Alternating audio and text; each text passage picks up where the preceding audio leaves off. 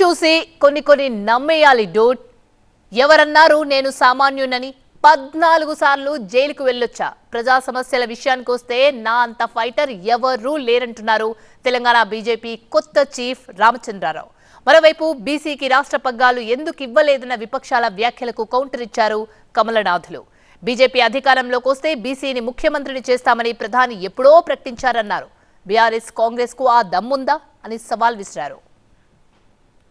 గోల్కొండ కోటపై కాషాయ జెండా ఎగురవేయడమే తమ లక్ష్యమన్నారు బీజేపీ తెలంగాణ నూతన అధ్యక్షుడు రామచంద్రరావు.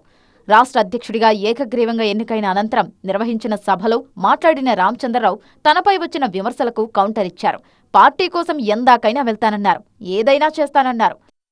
రామచంద్రరావు అనే వ్యక్తి నేను క్యాంపస్ చదువుతున్న రోజుల్లో మీరు అనుకున్నట్టు సౌమ్యుని కాదు, 14 సార్లు జైలుకు పోయేసినటువంటి వ్యక్తి. నేను విద్యార్థుల కోసం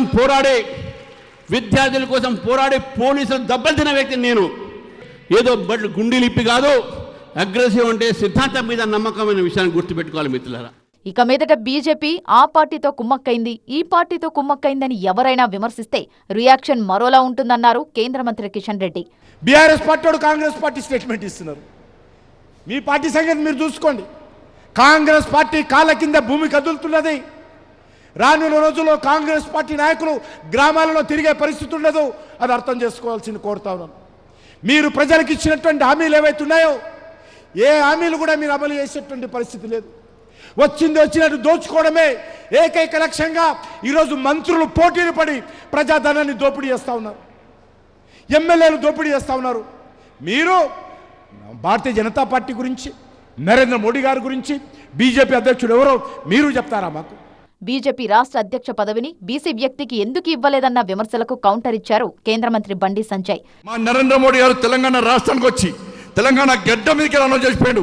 భారతీయ జనతా పార్టీ తెలంగాణ రాష్ట్రంలో అధికారంలోకి వస్తే ఒక బీసీని ముఖ్యమంత్రి చేస్తామని చెప్పి ధైర్యంగా ప్రకటించిన పార్టీ భారతీయ జనతా పార్టీ. ఇలా నేను సవాల్ చేస్తున్నా బీఆర్ఎస్ పార్టీని, మీరు అధికారంలోకి వస్తే ఈ తెలంగాణ రాష్ట్రంలో బీసీని ముఖ్యమంత్రి చేసే దమ్ము మీకుందా? అసలు మీ పార్టీ అధ్యక్షుని, మీ పార్టీ గౌరవ అధ్యక్షుని ఒక బీసీని నిర్ణయించే దమ్ము ఇలా బీఆర్ఎస్ పార్టీకి ఉందా అని ప్రశ్నిస్తున్నా. బీజేపీలో చేరిన వారంతా కాషాయ సైన్యమే అన్నారు ఎంపీ డీకే అరుణ. కొత్త పాత అన్న భేదాభిప్రాయం ఉండదన్నారామె. పాత కొత్త అనేది ఆ పదం అనేదే ఉండకూడదని చెప్పి నేను సందర్భంగా నేను కోరుతా ఉన్నాను. భారతీయ జనతా పార్టీ అందరూ ఒకటే.